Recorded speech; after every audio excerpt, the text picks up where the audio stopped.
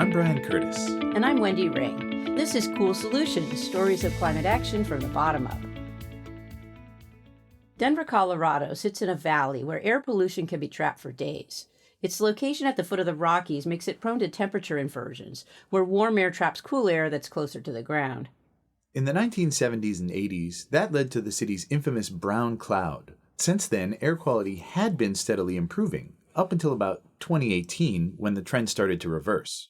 Growing numbers of cars and the expansion of oil and gas wells, which emit as much pollution as the area's vehicles, led to rising levels of smog and particulates.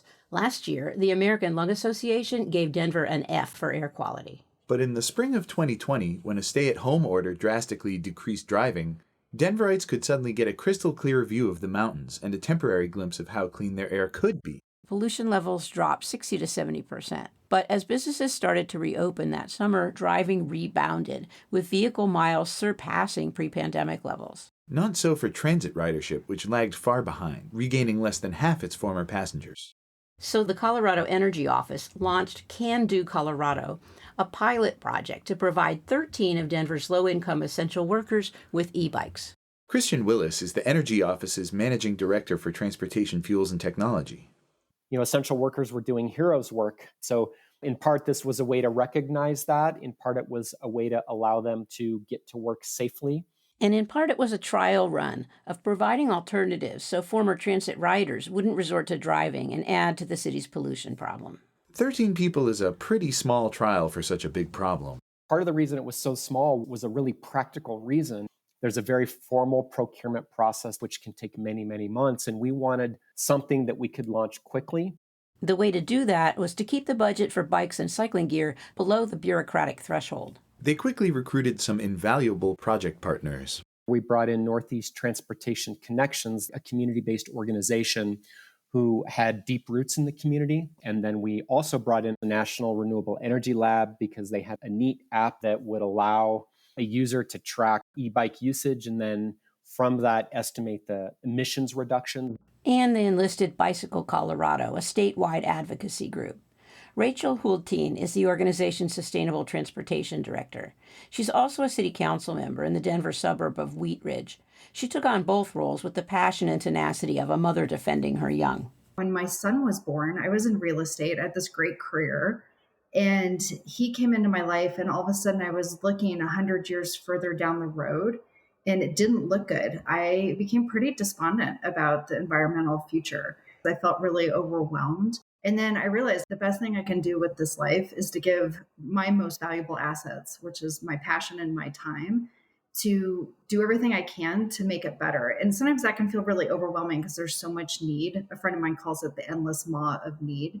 When I leaned into the things I cared about the most, I recognized that I feel like I'm doing the best I can do as a human when I'm not in my car. I quit a lucrative real estate career and went into advocacy for walking and biking because we all need to be doing everything we can to make sure we get those problems solved. And for me, that looks like people walking and people riding bikes.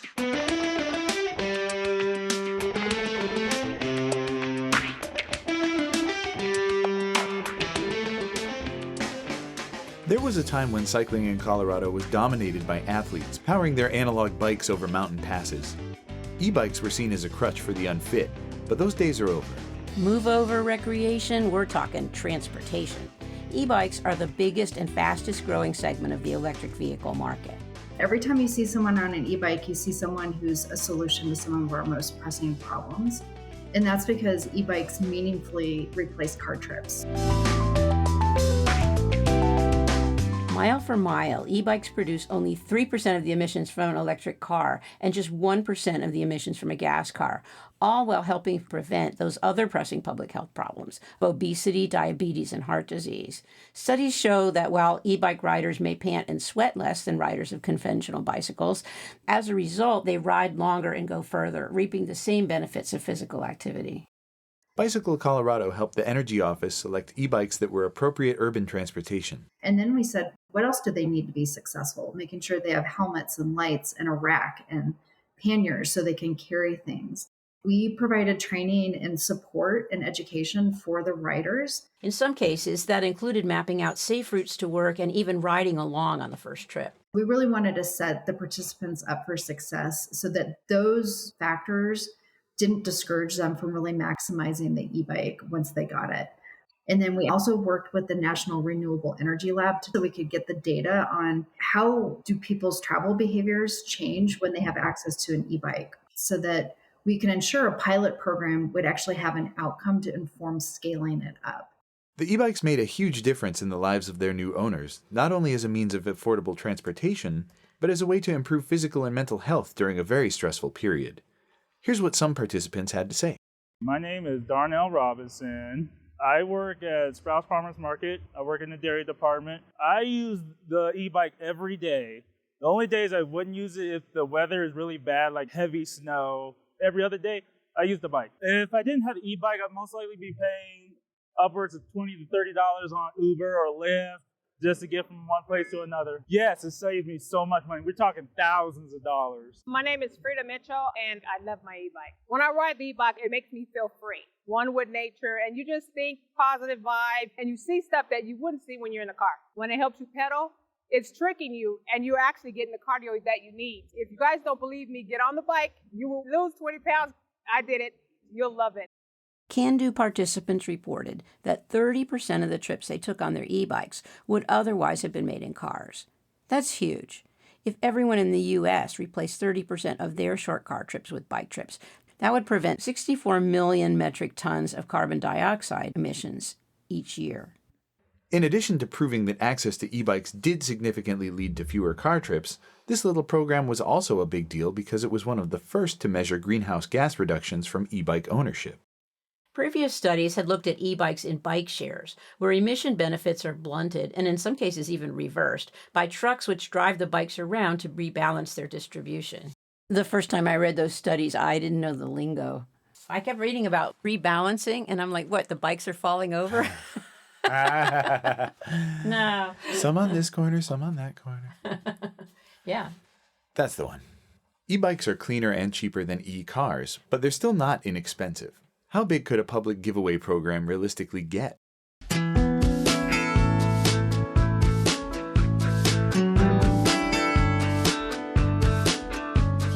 While the Can-Do 13 were pedaling around Denver, Metro voters were considering a ballot measure to increase the sales tax by 0.25% to fund local climate action. If passed, it would raise an estimated $41 million a year. Before citizens even got to vote on the climate action tax, a task force was figuring out how the money would be spent. Why count your climate dollars before they're hatched? To reassure Denver voters that the city had good plans in place if the fund were to pass. Mike Salisbury is the lead on transportation energy for Denver's Office of Climate Action, Sustainability, and Resiliency. That's an awfully long name for a department. The folks who work there just call it CASR. What's better than if we were the Office of Climate Action, Resiliency, and Sustainability, which would be CARS. I think it's hard to go to the voters and say, hey, give us $40 million a year. We promise we're going to do a good job of being stewards of that money. And part of the task force's mission was to lay out a vision for what should we be doing. So not just like a blank check to the city to do whatever it wants, but to have some guardrails. These are the programs and projects that are really important to the Denver community. One of the recommendations that came out of the Climate Action Task Force was incentives for e-bikes. The sales tax increase passed with close to a 2/3 majority. Mike and the folks at CASR thought e-bike incentives were a great way to get those climate investments rolling. For reducing transportation's greenhouse gas emissions, e-bikes, which get the equivalent of 1,000 to 4,000 miles per gallon, yield the biggest bang for the buck. Dollar for dollar, an e-bike subsidy is 3 times more effective than an electric vehicle subsidy. From a practical standpoint, it could be done a lot more quickly than projects involving multiple departments and agencies. The first step was to design the program. I was trying to talk to as many people as possible. Still in COVID times, so lots of Zoom calls and Teams calls and phone calls, talking to organizations like Bicycle Colorado, other entities who had maybe done similar programs across the country or even in Canada. We did some focus groups with lower income residents to try to understand what their barriers and challenges around e-bikes might be. So really trying to get that community input. So a lot of it was just us gathering and digesting that information and trying to figure out what's going to work for us. What they decided was that the financial help had to be up front. Lower income residents do not have the capacity to wait for the city to reimburse them. So it really was critical that that incentive be off the purchase price of the bike. And to make that work, we had to make sure that worked for the local bike shops, and that they were going to be comfortable being the ones who were bearing that incentive amount until we could reimburse them. A lot of them are very small businesses. They don't have tons of employees and to do all this extra work. So we wanted to make it as simple and straightforward as possible, but also make sure that they were going to get reimbursed as quickly as possible on the back end. That was a big concern of theirs. Again, they might have a little more bandwidth, but they can't sit around and wait 6 to 8 weeks, for example, for the city of Denver to reimburse them for the incentives that are rolling through their shop. For that to be realistic, it felt really critical that we have a really strong relationship and know the bike shops that we're working with, that they trust us, that we trust them to be a part of the program. Also, it's really important that the bike shops have that service option, because if something goes wrong with your e-bike, we want the resident who purchased that bike to have a place to go to get it fixed. There is a lot of challenges in the e-bike space where people will buy e-bikes online and local repair shops will not be able or will not want to fix those e-bikes that are not a brand that bike shop sells. Lots of local bike shops will not touch an electric motor or a battery from a brand that they don't work with because they don't want to avoid the warranty, and there's safety issues perhaps involved with that. But we wanted to make sure that residents, wherever they bought the bike, they could take that bike back to that bike shop and there would be local accountability. Because if you're a bike shop, the last thing you want is people bringing back bikes that aren't working, because that's taking up your time to repair those bikes. So we think it's a real incentive for the bike shops to sell high quality products that they're responsible for going forward, and making sure that people have the option to go get it fixed if something happens. So they're not stuck with a non-working e-bike that they just bought and it breaks after 6 months and they have nowhere to take it to fix it. Rachel and Bicycle Colorado once again lent their expertise. When we are looking at using e-bikes instead of cars, they need to be able to carry things. And so one of the things that was important to us was making sure cargo bikes got extra money. Instead of buying bikes in bulk and handing them out for free like the Can Do pilot, Denver's program let people choose their own e-bikes, providing instant rebates to cover part of the cost. $400 for a regular e-bike or $1,200 for income-qualified applicants, and an extra $500 for e-cargo bikes. That brought the cost for a low-income person down to a few $100s.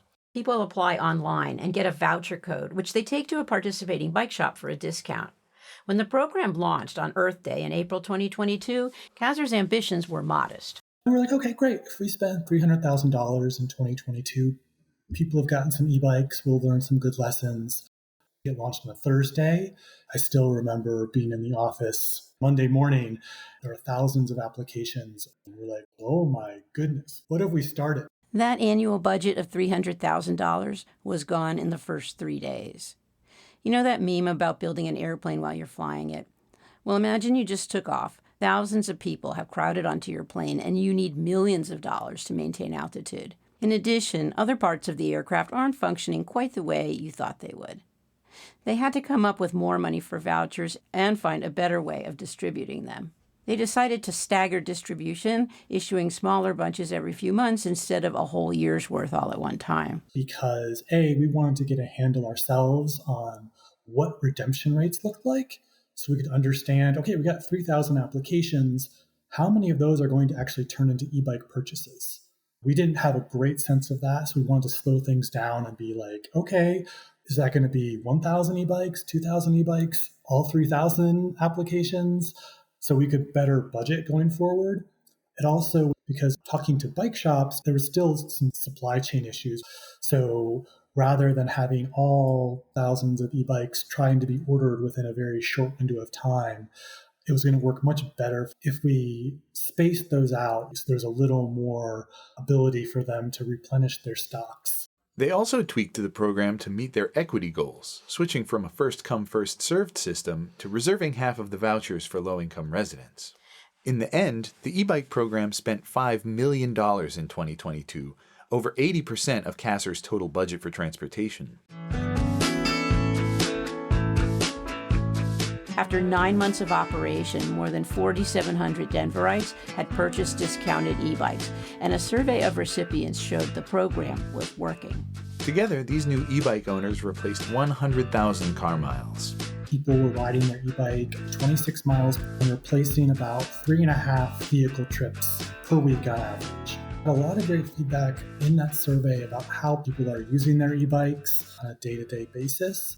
And it really is reassuring, like, I'm using it to get to work, I'm using it to get to school, I'm using it to, run errands, all the things that they were doing in a car.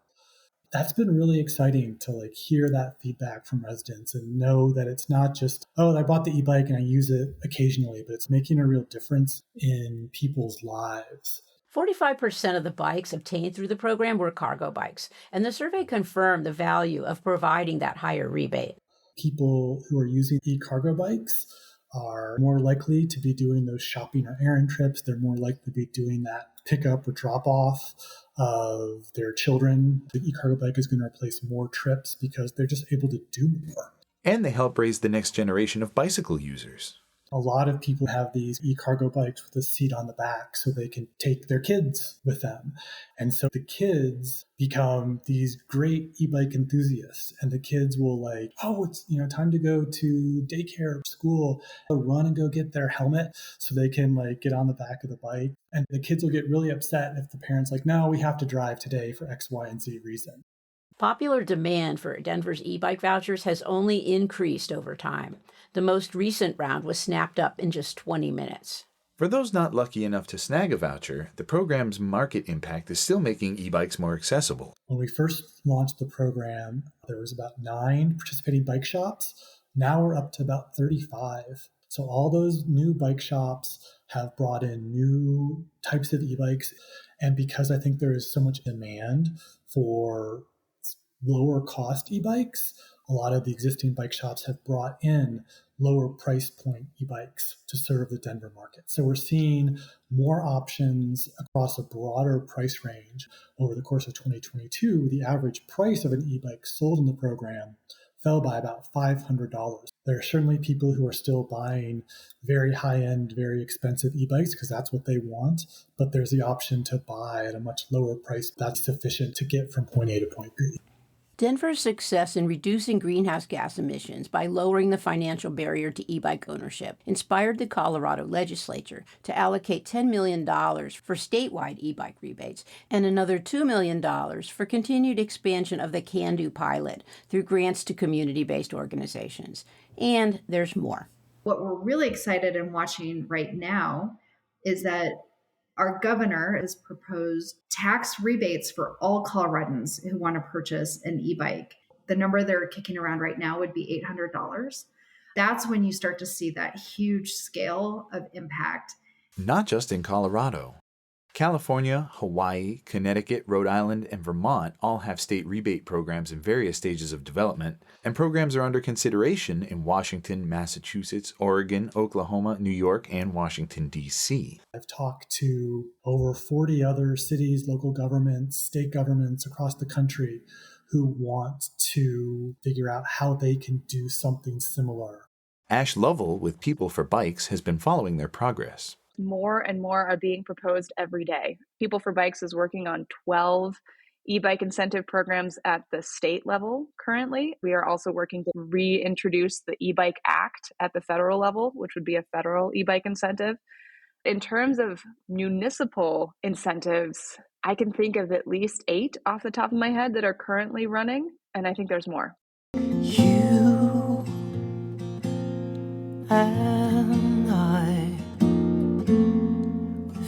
merely light road to drive through. We've heard how much people love their e-bikes. Rachel says it's like any relationship. There's a honeymoon period of excitement and euphoria, followed by the sober realization that it's not all unicorns and rainbows. As you're getting more, as we like to say, butts on e-bikes, you're also getting more e-bikes on the roads where we don't have enough protected bike lanes. We don't have a connected bike infrastructure. And e-bikes are also bringing more people onto bikes that weren't on bikes before. More women, more seniors are riding e-bikes. We're also seeing e-bike usage from middle schoolers who can't drive yet and are finding e-bikes are giving them more access to like enrichment in their communities and activities they want to do. So it's not only increasing the number of people on bikes, but it's also disproportionately shifting how many people who are riding bikes are actually more inexperienced and more vulnerable than we've seen before. 1/3 of the people who got e-bikes in Denver fit into that category. And this democratization of e-bike ownership is creating a broader political base of folks calling for safer streets than the traditional advocates who were mostly mammals, middle-aged men in Lycra. It is absolutely elevating the grassroots advocacy, calling for more investments and prioritizing safe places for people to ride bikes. Just yesterday, I got an email from somebody who was really excited. They got their e-bike and they're using it to get to work every day. And they've had 3 accidents in the last year. And they're asking us, what are we doing to make sure it's safer for that person to continue using their e-bike instead of their car to get to work? It's a great question. I wish it was a switch we could flip instead of a dial we turn to increase safety. But there are more and more people who are asking their elected officials to focus on making it safer. So how safe are Denver streets for cyclists? When it comes to bike infrastructure, Ash says slightly better than middle of the road. We have a program at People for Bikes called City Ratings that will look at your city, and it doesn't have to be a city. It can be a small town, municipality. We have data for everybody that will show you your city's rating out of 100 in terms of your bicycling infrastructure. If there isn't good infrastructure, the chances of having an accident are much higher. Denver is a 42 out of 100. The average score for cities in the US was a 37 for comparison. So not bad, but not as good as it could be. What we've seen in Denver is that we were already a very active and outdoorsy group of people that live in Denver. I'm making huge generalizations here. But there's been support for bicycling infrastructure. There's great infrastructure in wealthier areas and less great infrastructure in areas that are less well off. So connecting those pieces so that the people who got the e-bikes, for example, as part of the Can Do Colorado program can safely ride them from where they live to where they work. I think that's Denver's next really important piece, this e-bike incentive program, because it's not just focused on getting e-bikes into the hands of everyone, but really does have a strong component for low-income folks. We're starting to have those conversations, and we're seeing a lot of enthusiasm around building infrastructure in those places that really need it now. Colorado's e-bike program is just one aspect of a revolutionary change in how state transportation funds are allocated. Last year, we adopted the greenhouse gas rule, a statewide policy that mandates our transportation investments are actually measurably reducing greenhouse gas emissions from transportation. The way we spend our transportation dollars has to translate to greenhouse gas emission reduction, and that has to translate to reduction in car travel. So it's a really exciting time in Colorado because we actually have a blunt tool to make sure that our transportation agencies at the state level and in our largest metropolitan areas are shifting their transportation priorities away from cars and making sure that those transportation dollars, which are our transportation dollars, are being spent on greenhouse gas reducing strategies. And just to give you a metric of success, the Denver Regional Council of Governments, they control the lion's share of funding in the Denver metro area that goes towards infrastructure. And about every 4 years, they attach dollars to projects. And last year, because of the greenhouse gas rule, they gave out over $260 million worth of project dollars, and not $1 was for a road expansion project. All of those projects really emphasized capacity through active transportation, like walking and biking and transit. One of the things I like to say is the e-bike is an indicator species of a healthy transportation system. If it's working for e-bikes, it's working for everybody. COVID took a huge toll, but it did incite some healthy changes that will help us get our butts out of cars. In the transportation world, it was wonderfully disruptive. At the individual and community level, our behaviors changed. We're doing a lot more shorter trips, driving an equivalent number of miles. They're popping around their neighborhoods, their local communities more. So the average trip length has shortened, but they're taking more of them. So to me, that is just a gigantic invitation to substitute those short trips with bike trips.